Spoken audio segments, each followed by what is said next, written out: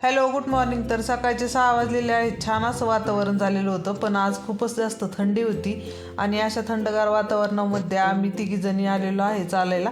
आणि दीदीला आणि ईश्वरीला पण मी आज उठवलं होतं आणि कंटाळा आला होता त्यांना थंडीमध्ये, त्याच्यामुळे थोडा वेळ बसले होते इथं।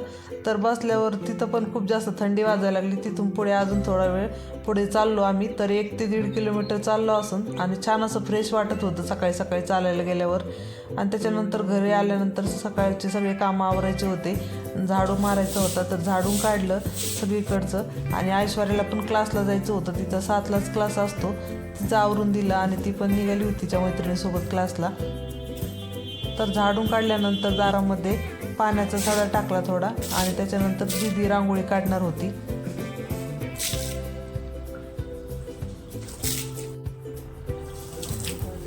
दीदी रांगोळी काढत होती तोपर्यंत मी झाडांना पाणी टाकून घेतलं, जे कुंड्यामध्ये झाडं आहेत ते। आणि त्याच्यानंतर ईश्वरीला पण जायचं होतं, तर ईश्वरीसाठी शिरा बनवला होता।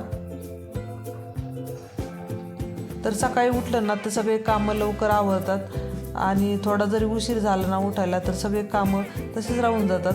तर नाश्ता झाल्यानंतर लगेच स्वयंपाक बनवून घेतला। इथं हरभऱ्याची रस्सा भाजी बनवली होती मी, हरभरे भिजायला टाकले होते रात्रीच, आणि चपात्या बनवून घेतल्या। चला तर मग असा होता व्हिडिओ। आवडला असेल तर नक्की लाईक करा।